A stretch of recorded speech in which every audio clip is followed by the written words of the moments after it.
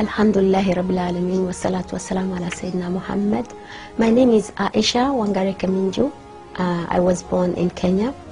I embraced Islam 10 years ago after really a struggle in life, after searching for so long. Prior to becoming a Muslim, I was a flight attendant. Since I had it all, I was sitting on top of the world, like they say. I was a flight attendant, successful, earning any money that I would have wanted. I could have bought anything in any shop in Milan, Paris, Rodeo Drive. I bought anything I wanted. Yet, the more I bought, the more I was depressed. But Alhamdulillah, by the mercy of Allah, Islam found me. I didn't find Islam. His life is studied by children, all ages, and has been studied for the last 15 centuries. And he has been the most important man for 15 centuries continuous. He has been the most read about man, the most talked about man, and continues to be. I mean, and every aspect of his life recorded. We don't have to struggle to find out how he lived, how he ate, how he sat, how he talked.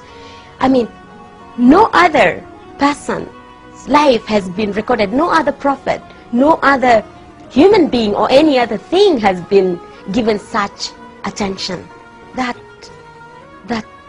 And subhanallah, it would be difficult to choose what part of Prophet Muhammad to talk about. Did I know Muslims? I knew Muslims since I was born. My next door neighbors were Muslims. I worked with Muslims. My colleagues were Muslims. My best friends were Muslims. But the saddest thing is they never invited us to Islam. They treated us like those kuffars. Those kuffars. We never saw the Quran. We were not supposed to touch the Quran, you know, those najis. Yet, I knew there was something about Islam that I wanted to be part of. But for me, it was not a religion. It was something, for the Arabs and the Somalis, because those were the people around me. But I didn't know that Islam was something I could be part of. I didn't know that. And I was not invited. I was made to feel I didn't fit in. You can imagine, I went to Mecca, I went to Hajj for 9 years as a flight attendant, taking pilgrims, hearing all this labaik, Allahumma labaik, not knowing what it was. But alhamdulillah, maybe Allah had not meant for me to be a Muslim then, because probably I wouldn't have found the taste I have that now, what I know now that Islam is. But it's very sad that Muslims can have this treasure of Islam and not pass it on.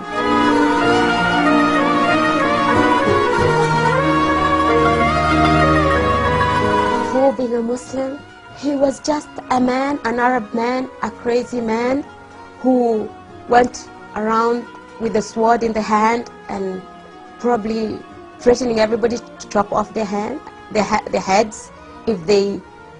I didn't even know what, because he was not introduced to me. He was not introduced. So I can't really say I knew Muhammad. The only thing I knew about Muhammad, we had to know this thing about 622 and the Hijrah to pass our exams. After Islam, what else can I say? Sometimes I can't wait for death to come, because this is what separates me, inshallah, from seeing him in reality. What can I say about the man who Allah subhanahu wa ta'ala chose to be the carrier of his last message, the mercy of humankind? What can I say about Prophet Muhammad? I don't possess those words.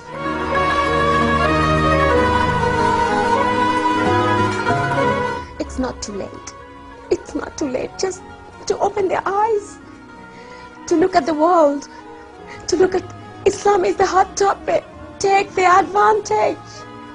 Take the advantage and give the message. Deliver the message.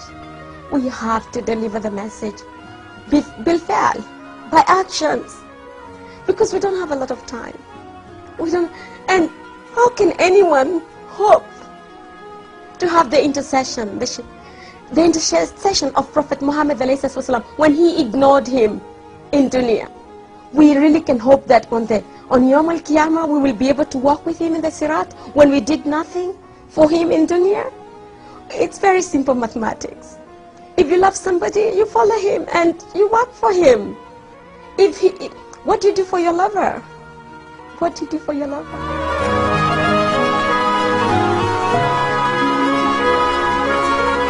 If I didn't die or faint and die, I'll tell him not to be sad.